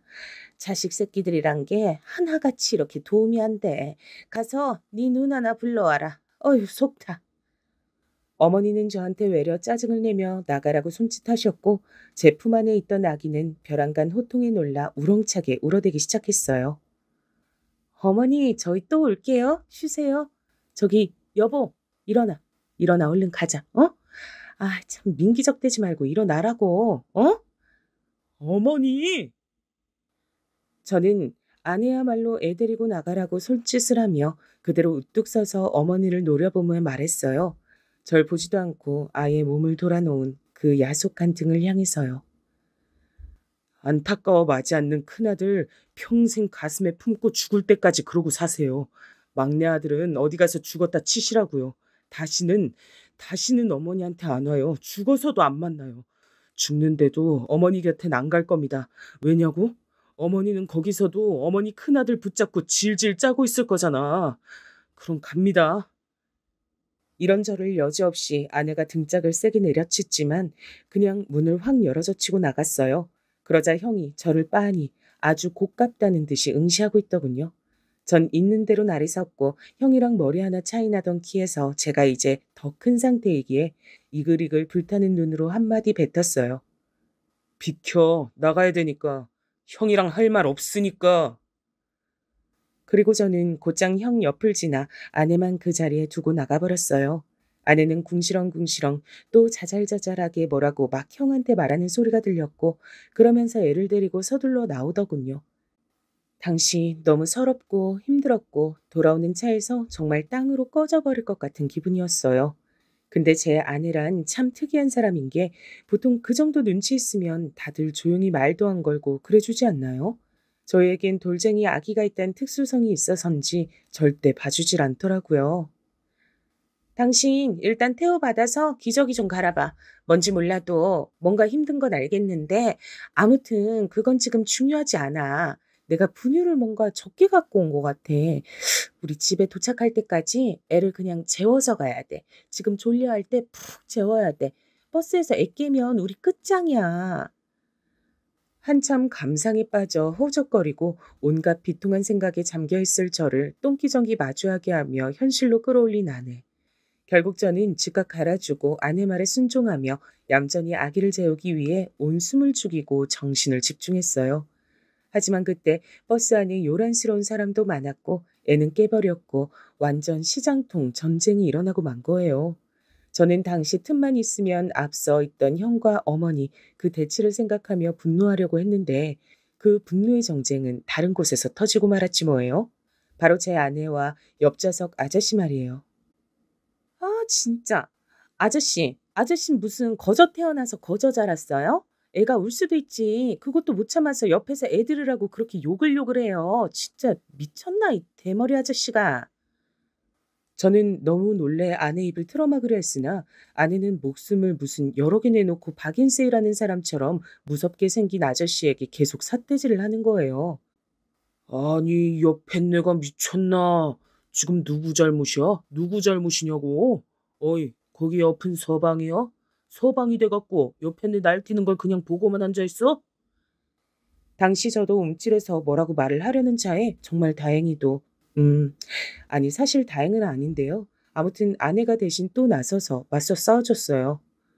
와, 이 아저씨 비겁한 거 보소. 이제 말로 안 되고 뭐로 안 되니까 여자네 뭐네 공격하면서 엄한 같이 온 일행을 뭐라 하고 앉았네? 그러고도 아저씨가 남자야? 여보, 여보, 제발 그만. 일단 태우를 내가 좀 달래볼게. 하지만 이런다고 해봤자 배고픈 애가 울음을 그치겠냐고요. 그나마 집이랑 크게 멀지 않은 거리에 있어서 망정이었지 아니었으면 정말 끔찍할 뻔했어요. 우리 둘 다 식은땀 뻘뻘 흘려가며 등이 다 젖어가지고는 탈진한 아기를 안고 집으로 들어왔는데요. 그러고도 아내는 저희 집 관련해서 하나를 묻질 않더라고요. 배려해서 모른 척 해준 걸 수도 있고 실제로 크게 관심이 없어서 안 물은 것 같기도 하고 저도 아내 속은 잘 모르겠어요. 그리고 저는 둘째 아이를 낳아 애가 돌이 되도록 저희 본가와는 연을 끊고 살았는데요. 어느 날 갑자기 장모님이 충격적인 선언을 하셨어요. 저는 하늘이 무너지는 느낌에 대꾸를 못했고요. 자네, 날짜 줄 테니까 시간 맞춰서 이 집에서 나가. 네? 이 말만 짧게 들었을 때 저는 너무 놀라 장모님을 봤는데 그냥 저를 빤히 보고 계시더라고요. 그런데 옆에서 아내가 바로 고쳐줬어요. 엄마, 이제 집 얻어줄 테니까 나가 살란 말을 뭐 그리 멋없이 해? 진짜 못 살아, 이 아줌마 정말. 전 다시금 이 말을 듣고 장모님을 쳐다봤고 장모님은 미간을 다시 찌푸렸다 펴시더니 마치 로봇처럼 뻣뻣하게 말씀하시더라고요. 그래, 얘 말대로 하면 돼. 아무튼 그렇게 알고 있어. 네? 그러니까 저희 분가란 말씀이세요? 장모님은 고개를 끄덕거리셨어요. 저희가 처가살이를 하며 같이 살아온 지 10여 년쯤 되었을 때 근처에 있는 작은 빌라를 하나 사주신 거예요. 장모님, 이렇게 받아도 될런지. 저는 그냥 여기서 계속 태우랑 소연이 데리고 살 예정이었는데요. 그러자 아내가 제 옆구리를 잽싸게 툭 치며 대꾸했어요. 뭐야, 애들 때문에 이제 좁아 터져서 못 살아 진짜. 아빠도 저 조그만 방으로 쫓겨나서 구석잠 자잖아. 우리가 나가야 돼. 나가는 수밖에 없다고. 엄마 아빠 생각하면 나가는 게 맞아. 아내는 이렇게 털털하게 별거 아닌 것처럼 말을 해줬지만 전 여러 가지로 감회가 남다르더라고요. 장모님께 다달이 드렸던 제 봉급을 그대로 예금해 주셨고 거기에 본인들이 좀 더 얹고 대출도 받아서 사주신 것이었어요. 너무 감사해서 저는 새 집으로 이사 간 뒤 다시 6개월가량의 봉급을 쪼개가면서 모아서 감사의 뜻으로 돌려드렸어요. 대출도 저희 몫으로 돌려 갚아 나갔고요. 그리고 이 집에 막내 누나를 초대했는데 우리 아내가 그나마 자주 본 시댁 식구로는 아주 유일했어요. 근데 누나는 이 집에 와서 이런저런 사정을 듣더니 새삼 이런 말을 하더군요. 역시 전 누나에게 마음의 빚을 가질 수밖에 없었어요. 민석이 너는 좋겠다. 장가 잘 가서. 나도 누군가가 등 떠밀어주고 시집가라고 했으면 나도 결혼했겠지? 니네 장모님, 장인어른 참 좋으신 분이네. 사위돈 그대로 모아서 집을 해주시니 말이야. 그러자 옆에서 아내가 손살을 치며 또 정정했어요. 아니. 엄마가 애들 울음소리며 업어주고 돌봐주고 치우는 거며 사람 사는 게 아니고 죽겠다면서 내쫓은 거예요. 그런 말씀 마세요. 사위돈은 남의 돈이죠. 딸내미랑 이혼하면 끝이라고 나중에 책 잡히면 안 되니까 장부에 쓰면서 그냥 맡아준 것뿐이에요. 그런데 갑자기 막내 누나가 시익 웃더니 아내에게 봉투를 하나 내밀었어요. 에? 막내 형님 이게 뭐예요? 어머. 나 이런 거 받으면 현기증 나고 잠 설치는데. 설마 여기 막 복권 당첨금 들어있고 그런 거 아니죠? 아내가 너스레를 떨면서 안 받으려고 하는데 누나가 설명을 하더라고요. 근데 이미 그 광경부터 저도 뭔가 기분이 이상했지만 설명을 들으니 더 울컥해졌어요. 별건 아니고 난 시집 안 갔잖아. 나도 여유진 않지만 그래도 태우랑 소윤이 키우고 내 식구 사는 거니까 그것보단 얼마 줄 여력이 돼서.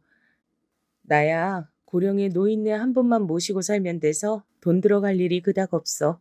애들 내복값이랑 둘이 소고기라도 사 먹으라고 주는 거예요. 잘 써줘요, 옳게. 어휴, 저는 막내 누나라도 없었으면 누가 제 가족이랍시고 이런 치레를 해주었을까 싶더군요.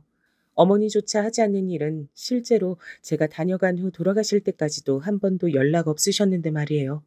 저는 그 돈을 쓰지 않고 그냥 뒀어요. 아내도 손대지 않았고요. 아무튼 그러고 새 집에 사는 우리는 잘 갖고 나가면서 참 벅찬 기분으로 열심히도 살았죠. 그 사이 아들, 딸도 잘 컸고 시간이 점점 빠르게 지나가면서 우리 부부는 어느덧 50대라는 나이가 된 거예요. 20대 중반에서 만나 빠르게도 사회에 들어왔던 거죠. 그 사이 저희 어머니도 돌아가셨어요. 한 5년 전의 일이었는데 막내 누나로부터 다급한 연락을 받고 중환자실로 갔고 제대로 인사도 건넬 시간 없이 그렇게 모든 걸 끝내게 됐어요. 그리고 장례를 치르게 됐고 당연히 그때 형을 마주하긴 했어요. 아주버님, 흰머리가 저렇게 많으셨어? 우리가 그럴 나이기도 하지만 진짜 완전 백바르시다. 그에 비해 당신은 별로 없네. 그리고 당신 이런 말 싫을 수도 있는데 형제라서 닮긴 닮았다. 그 뭉툭한 거랑 눈매 사나운 게 똑같아. 순간 저는 발끈해서 아내를 쳐다봤는데 아내는 다시 작게 이렇게 말하더군요. 걱정 마. 인물은 당신 쪽이 더 잘난 것 같아. 내가 뽑기 잘 골랐네. 정말 화낼 수도 없고 어쩔 수도 없고 아내는 늘 이런 식으로 절 놀리면서 분위기 전환을 확확 해주기도 해요. 배우자란 게 말이에요. 오래오래 살려면 진짜 뭐랄까요? 감정적인 거, 감성적인 거 이런 거 다 잘 맞아 떨어져야 하는 것 같아요. 너무 눈치가 없어도 그렇다고 너무 눈치만 봐도 문제인 것 같더라고요. 아내는 정말 하나부터 열까지 저랑 조금도 닮은 점이 없었거든요. 근데 달라서 다행이라고 느꼈던 건 어머니 장례식 때였어요.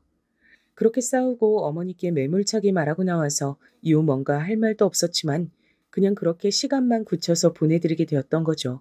나름의 후회도 원망도 있어 복잡하던 저를 아내는 특유의 그 강한 성격답게 딱딱 일처리만 확실히 하라며 강조하더군요. 봐봐. 우리 엄마 아빠도 곧 장례 치르실 날이 있을 거 아니야. 그때 당신이 정신줄 잡고 나한테 잘해줘야 돼.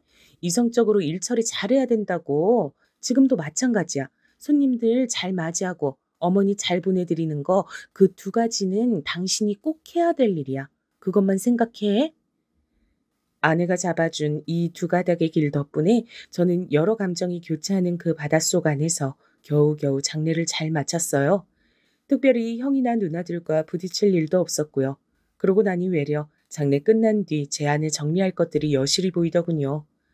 이후로 시간이 지나 애들도 클 만큼 컸고 저희도 빌라는 세주고 아파트로 이사가서 새로운 삶을 살고 있었는데요.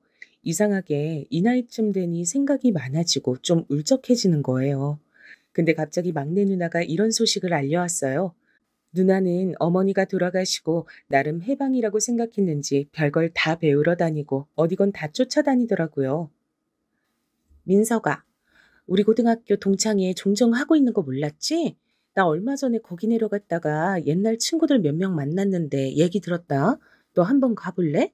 그때 학교들 짜잘한 곳들은 다 폐교하고 얼마 안 남아가지고 근처 지역 애들까지 다 불러서 학년 상관없이 모인대. 그런 데를 내가 왜 가? 누나나 가. 그러자 누나가 벼랑간 눈이 확 뜨이는 말을 하는 거예요. 너 나이를 괜히 먹는 줄 알아? 계속 그렇게 시큰둥하고 사람이 가라앉으면 그러면서 정신도 마음도 같이 가라앉고 늙는 거야. 뒷방 늙은이가 진짜 뒷방에만 있어서 무시당하는 줄 알아? 전 대충 무시하려다가 이건 슬쩍 궁금해서 귀를 열었어요. 뒷방에서 나올 생각을 안 하니까 거기서 늙어 죽고 제가 되는 거지. 변할 게 없으니까. 기대가 안 되니까. 사람들이 보잘것없이 여기는 거야. 숨 붙어 있는 동안은 열심히 몸 움직이면서 새로운 거 계속 만나고 살아야지.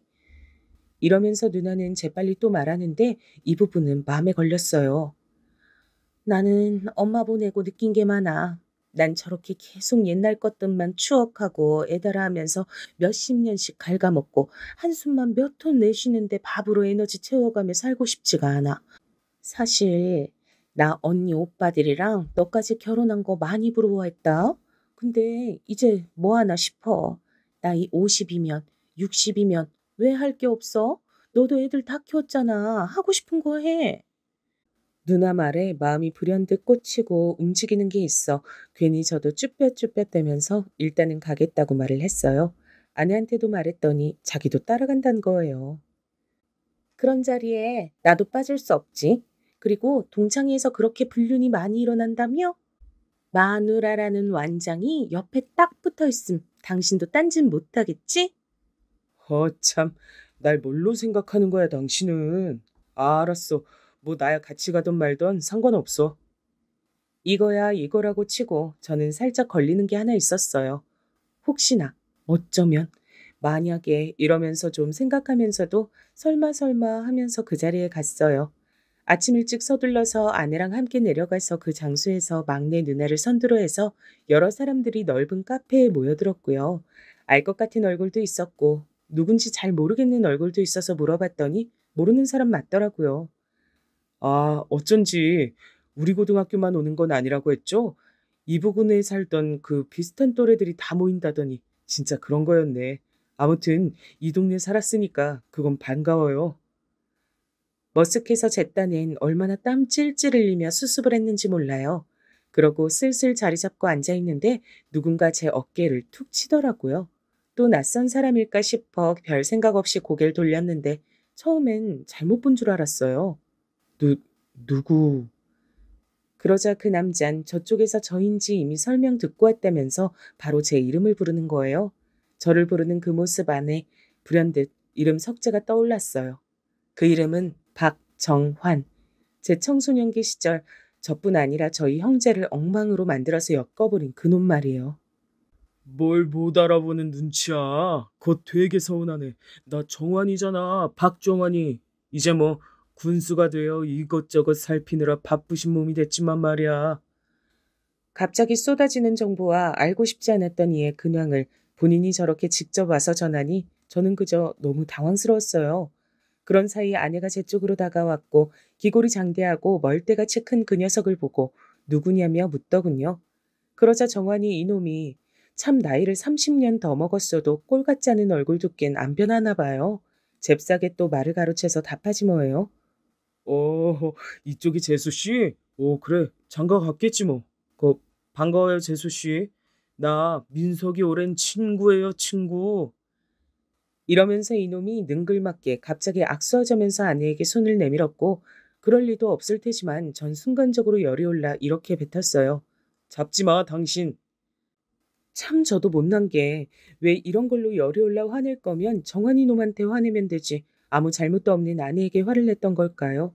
근데 이 분위기에 찔끔 놀란 나는 이전에 형과 제 분위기를 살필 때처럼 정환이 놈과 제 사이를 살피더군요. 그런데 정환이 놈은 아주 빈틈없이 깐죽거리는 거예요. 아쭈, 뭐야? 깔짝깔짝 기분 나빠? 뭐냐? 친구가 재수 씨랑 악수도 좀 할 수 있는 거지. 그 옛날 생각 날랑 말랑 한다. 너 옛날에도 이렇게 기집애처럼 빽 하던 것 같던데 말이지. 순식간에 저와 이 녀석이 있는 테이블 쪽은 분위기가 싸해졌고 이놈은 카페에 오면서 뭐 어디서 술을 걸치고 온 건지 냄새가 폴폴 풍기더라고요. 별로 대화하고 싶지 않으니까 네 볼일 봐라, 정하나. 저는 최대한 목소리를 낮추며 말했고 예상대로 이놈은 거기에 안 맞춰주더라고요. 아이고, 친구야. 왜 그래? 왜 뿔이 났어? 응? 이 귀여운 녀석. 그러면서 제 볼을 만지며 뺨을 슬쩍 꼬집길래 저는 재빠르게 손을 뿌리쳤어요. 더 등치도 산만해지고 얼굴에 기름은 잔뜩 껴서 눈알은 시뻘겋게 충혈돼선 주변엔 직원들인지 뭔지 달고 와서 거만하게 말을 질겅질겅 씹어대는 정환이 놈. 이놈과 저 단 둘이만 있었다고 해도 열이 오르고 심장이 쿵쾅거릴 판에 그 옆에선 아내가 이 꼴을 보고 있었던 거예요. 전 정말 수치심이 머리 끝까지 차올라 저만 치서 제 상황도 못 보고 떠들고 있는 막내 누나를 계속 쳐다봤어요. 근데 갑자기 이때 정말 언제나처럼 아내가 나서는 거예요. 저기 그만하시죠. 정환 씨라고요? 네, 네, 그렇죠. 박정환이. 그게 제 이름이죠. 재수 씨 기억력 비상하시네. 야, 민서가, 너 아주 똑똑한 현모양철 뒀네. 대단하다, 너. 언제 이런 재주가 있었냐? 너도 우리 군에서 열심히 한번 일해볼래? 우리 딱 이런 비서가 필요한데. 아님, 네 마누라만 보내던지. 저는 진짜 마치 정신 착락이 온 사람처럼 머릿속이 복잡해졌어요. 식은땀이 쫄쫄 흐르면서 뭐라 대꾸하려는데 평소 늘 천연덕스럽게 말하던 아내가 갑자기 정색을 하고 나서는 거예요. 그만하시는 게 좋지 않을까요? 여기 보는 눈들이 많은데 저희 남편 불편해하잖아요. 그러자 정한이는 주변을 훅 둘러보더니 더 가관도 아닌 깽판을 쳐버렸어요. 그리고 이렇게 적으면서 저조차도 다시금 믿을 수 없는 사실이지만 그것 때문에 제 아내한테 응징을 당하게 됐고요. 이야, 재수 씨 대장부다, 대장부. 아니, 진짜 우리 사무실 와서 일 안 해볼래요? 나 재수 씨 마음에 드는데. 저기 민석이 내 꼬봉이었거든요. 그니까 꼬봉이었으니까 한 번 꼬봉은 100년 꼬봉이지. 재수 씨는 꼬봉 말고 꼬봉 비서? 아무튼 뭐든 뭐 명함 달게 해줄게. 그러면서 이놈이 슬쩍 제 아내 머리에도 손을 대려던 찰나 짝 하는 소리가 정말 이보다 더 잘날 수 없을 정도로 시원하게 이 공간을 울렸답니다. 그 소리를 낸 건 제 아내의 손이었고요. 뭐 배구공을 날리는 사람 마냥 겁도 없이 올려붙였더라고요. 여보. 아우 손 아파. 얼굴 거죽 되게 두껍네 진짜. 인간 거죽인데 소 가죽인가? 뭐 이렇게 따가워? 정환이 놈은 얼굴을 보여줬고 아내에게 손가락질을 하며 바들바들 떨며 성큼성큼 더 가까이 걸어 들어왔고요. 제가 뛰어들어 막던 찰나 아내가 다시 고개를 쓱 내밀어 말하는 거예요. 손 아파. 이건 때린 것도 아니고 외려 내가 얻어맞은 것 같네. 얼굴에 뭐 가죽 소파크림이라도 발랐어요? 기름기 좔좔 흘러가지고 거죽 두께도 두꺼워갖곤 아파 죽겠네. 그리고 더 해볼 거면 해봐요. 녹음기 돌고 있으니까. 이 말에 정환이는 이마 쪽에 한눈에 알아볼 정도로 핏대가 딱딱 순서대로 서더라고요. 뭐? 야, 너 죽을래? 뭔 헛소리야, 이 여자가 진짜. 네가 지금 누구한테 손댄 줄 알아? 참, 별 가짜눈치도 하는 게 진짜. 야, 너 이리 나와봐. 그러자 아내는 그 숨막히는 분위기에서 막내 누나가 쫓아와 말리려는 중에도 따박따박 말하는 거예요. 더 해봐. 더 해봐. 실시간으로 중계해준다. 너도 반말하니까 나도 반말해볼까? 우리 남편 동창이면 너도 나보다 1살 어리네. 야, 뭐 군수? 네 같은 걸 군수랍시고 같이 살아야 하는 국민들은 무슨 긴급 재난도 아니고 뭐냐 진짜. 이러면서 아내는 계속 이어서 반박했어요. 녹음한 거 싹 풀어서 이 긴급 재난을 빨리 해제시켜줘야지. 정신머리가 있으면 네 입꼬라지 보고 군수 자리 있게 그냥 두겠어? 입꼬라지 보고도 네 놈을 그냥 군수로 두고 있으면 지들 군민 수준에 맞는 우두머리를 두는 거니까 그냥 냅둬야지 뭐. 녹음하고 있다는 말을 반복하는 아내에게서 정환이 놈은 계속 뭐라 반박을 하면서도 목소리는 여전히 컸으나 말 어투는 점점 순해지는 게 느껴지더라고요. 그러면서도 다시 꼿꼿하게 따지는 거예요. 재수씨, 장난하지 말고. 그 녹음인지 뭔지 이거 불법이니까 적당히 해요. 그거 이리 내놓으라고요. 그러자 아내는 여전히 같은 자세로 노려보면서 힘주어 말했어요. 와, 평소에 말로 도저히 저 여잔 못 이긴다고 생각했는데 못 이기는 남자가 저뿐은 아닌 것 같아서 약간 안심했네요. 불법 녹음 좋아하네. 녹음해서 쫄릴 짓을 안 하면 되잖아. 뭘 내놔? 내가 갖고 내 뜻으로 신변에 불안을 느끼고 녹음하는 건데. 가져갈 건 가져가봐. 내가 주머니건 어디에 놓고 녹음하는 줄 알고 달래. 한번 강제로 뺏어가 볼래? 내 손으론 절대 안 줄 건데 어떡할래? 이런 실랑이가 계속해서 벌어지자 정환이 놈은 점점 술 기운도 빠지고 주변에 쳐다보는 눈도 너무 많고 심지어 실제로 동영상을 찍는 사람들도 하나둘 보이니 당황한 게 느껴졌어요. 재수씨, 그러지 말고. 그래요. 내가 이렇게 아까 행동은 좀 장난이 지나쳤다고 사과할게. 일단 녹음 그런 거 하지 맙시다. 서로 좀 지저분하잖아요, 이런 건. 윽박 지르는 것도 아니고 뭐야. 그러지 말고 그거 나한테 보여주시고 좀 지워줘요. 예? 저는 이제 이 자리에 더 있는 것도 머리 아파서 이미 전세 역전된 건 틀림이 없으니 그냥 가고 싶어서 가자 했는데요. 아내가 굳이 이런 주문을 하는 거예요. 그럼 여기서 무릎 꿇고 우리 남편한테 사과해. 순간적으로 저나 정환이 놈이나 하여간 다 이게 뭔 소린지 물음표가 얼굴에 적나라하게 드러났어요. 아내는 아랑곳 않고 반복해서 말하는 거예요. 수십 년 만에 만난 친구 앞에서 마누라 희롱하고 농담 따먹고 얼굴 탁탁 건드리는 꼬라지 하며 친구라고 불렀을 시절에 얼마나 사람을 쥐어잡았는지 이미 빤하네. 새삼 하나씩 다 따져서 손해배상하기도 귀찮고 하라면 할 수는 있다. 난 분명히 말했어. 그렇게 해볼래? 그러자 정환이 놈은 마치 이제 UFO에서 막 내린 외계인을 쳐다보듯 얼굴 표정이 복잡해지더군요. 근데 100번 양보해서 우리 여기 땅바닥에 무릎 꿇고 사과하는 걸로 봐준다. 10초 줄게. 그 뒤론 바빠서 우리도 갈 거야. 이때 정환이 놈은 분노와 혐오와 온갖 것들이 섞인 듯한 눈동자로 주변을 둘러보며 미치겠다는 얼굴로 마구 입으로 욕을 뱉어내더군요. 거기에 아내는 쐐기를 박아버렸어요. 정확히 10초야. 내가 10 세기 시작하면 그때가 시작이고 또 해달라고 울면서 빌어도 안 해줄 거야. 배 떠난 거라고. 그리고 배 떠나면 이 녹음한 내용도 같이 배 타고 떠나서 우리나라 전국 지역 어디서든 만나볼 수 있게 해준다. 나 글도 쓸 거야. 오늘 본 거 토대로. 그리고 우리 남편한테 추가 증인 더 받아서 소설 거하게 써준다고. 아씨, 뭐 이런 또라이가. 오케이. 그것도 녹음되고 있어. 아주 멋지고 강단 있네 우리 정환이. 저는 진짜 숨을 쉴 수가 없었어요.